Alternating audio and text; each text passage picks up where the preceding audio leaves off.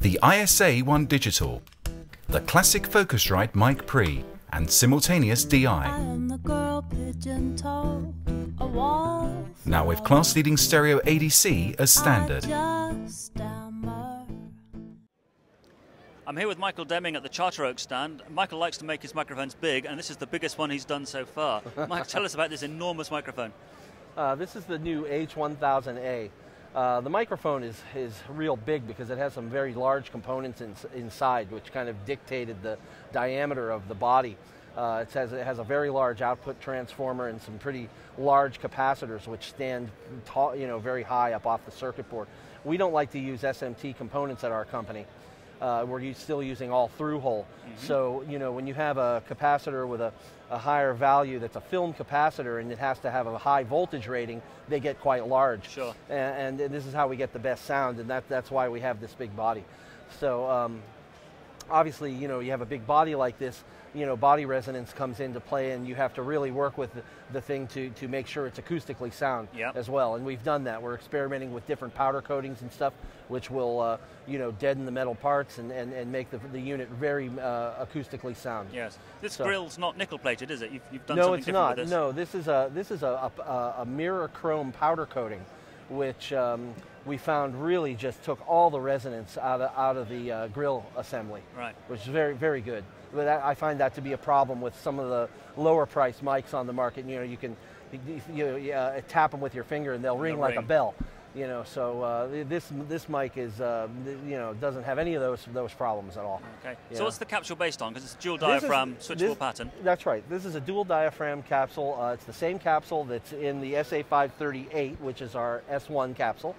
The presence peak is a little bit lower and a little tighter bandwidth.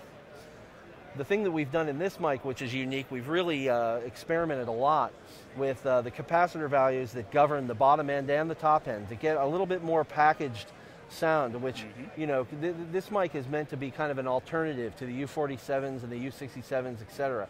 It has a smoother and a more rolled off top end and a pretty big bass. Right. It's intended to be a vocal microphone specifically. Not to say that it won't sound great on other instruments, but it really is geared for vocals, So right. I wouldn't say it's a U47 clone because the electronics and the head amplifier design and so forth are quite different, but the result is similar. It has its own sonic signature, though. It just is kind of in that direction. Sure, I understand. Okay. And you were telling me earlier the voltage, the tube voltage on this is pretty high. Yeah, it's very high. So the mic has great headroom. I mean, that's a difference between this and some of the older designs.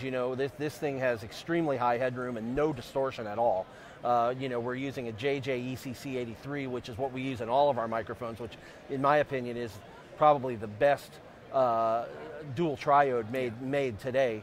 It's very dependable, very low distortion, and it has a very musical sound.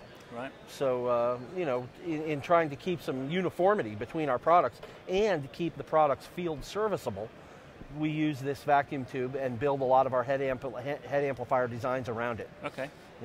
This is the same as all of our mics. You can unscrew it in the field and pop a new tube into a ceramic socket, and you're good to go again. Sure. Whereas, a lot of microphones are very difficult to service in the field. Yes, it's true. So this is a late prototype. When's the production version? Production version, I'd say next month. We'll probably start shipping them. Okay. We've got the unit to sound perfect now. We've done a lot of beta testing. I've given it to a lot of engineers and producers. Everyone seems to love it. I auditioned components till I couldn't really tell anymore.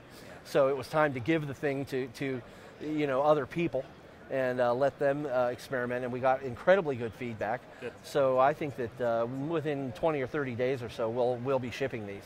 Great. And the price? Yeah. This will be $2,200 US.